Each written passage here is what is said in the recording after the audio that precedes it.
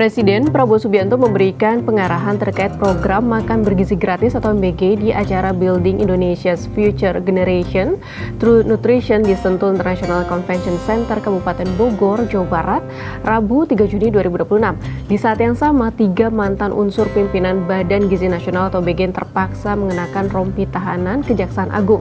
Sebenarnya apa yang disampaikan Presiden Prabowo? Apakah sinyal-sinyal adanya kasus yang bakal menjerat pimpinan BGN? Lalu bagaimana rekam jejak BGN yang dibentuk pada era Presiden Joko Widodo? Dan apa saja pekerjaan rumah yang kini harus diselesaikan Kepala BGN yang baru, Nani S. Deang? Kita bahas. Tidak bekerja dengan baik, kalau kalian tidak sungguh-sungguh, kalau kalian tidak setia dan tidak loyal, silahkan minggir.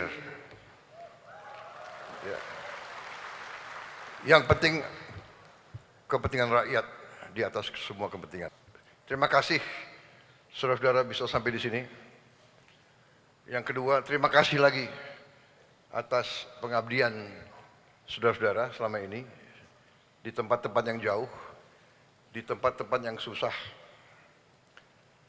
Terima kasih atas dedikasi kalian. Terima kasih atas kesetiaan kalian. Perhatian publik kini tertuju pada Badan Gizi Nasional atau BGN. Lembaga yang menjadi ujung tombak pelaksanaan program makan bergizi gratis ini tak hanya menjadi sorotan karena besarnya anggaran yang dikelola, tetapi juga karena perannya yang langsung menyentuh jutaan masyarakat. Di tengah berbagai dinamika yang mengiringi pelaksananya, bagaimana sebenarnya rekam jejak lembaga yang dibentuk di akhir-akhir masa kepemimpinan Presiden Joko Widodo ini? Badan Gizi Nasional lahir melalui Peraturan Presiden Nomor 83 Tahun 2024 yang dimulai berlaku pada 15 Agustus 2024. Menariknya, lembaga ini dibentuk pada masa-masa akhir pemerintahan Presiden Joko Widodo, hanya beberapa bulan sebelum tongkat estafet kepemimpinan nasional beralih.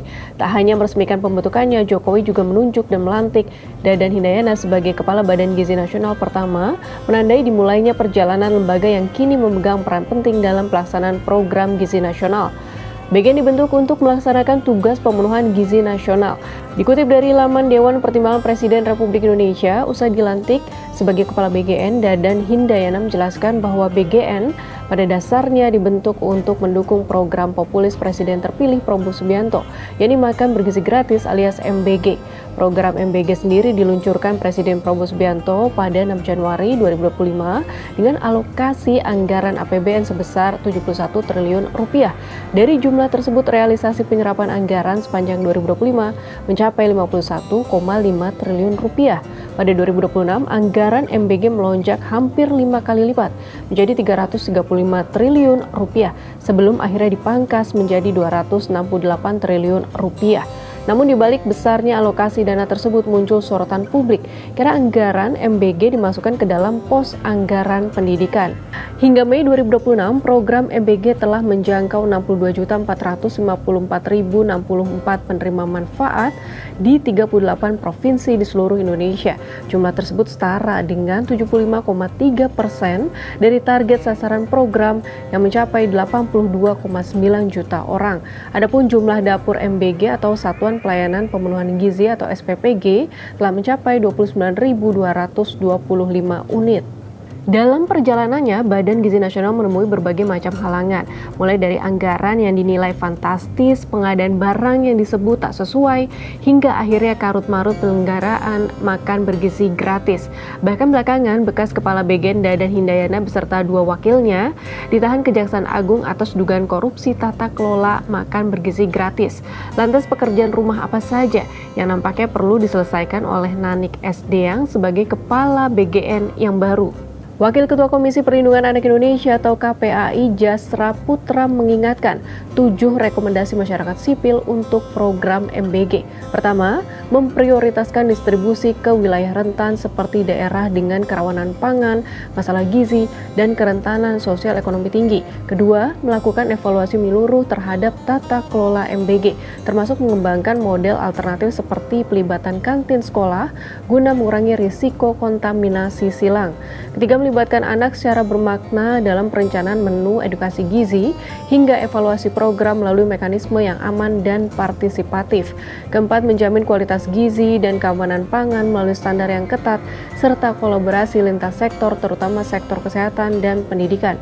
Kelima, mendorong pola hidup sehat dan edukasi gizi yang komprehensif, mulai dari gizi seimbang, perilaku hidup bersih dan sehat hingga aktivitas fisik anak. Keenam, mendorong partisipasi masyarakat dalam mendukung sekaligus mengawasi pelaksanaan MBG melalui mekanisme pengaduan yang terbuka. Terakhir, memastikan tidak ada tekanan birokrasi maupun kelalaian dalam pelaksanaan MBG yang dapat berdampak pada kondisi fisik, psikologis, serta keselamatan anak dan pihak sekolah. Sahabat Kompas, apakah pergantian pucuk pimpinan BGN akan menjadi titik balik perbaikan? Publik tentu menanti adanya perubahan nyata dalam tata kelola, pengawasan, dan pelaksanaan program makan bergizi gratis.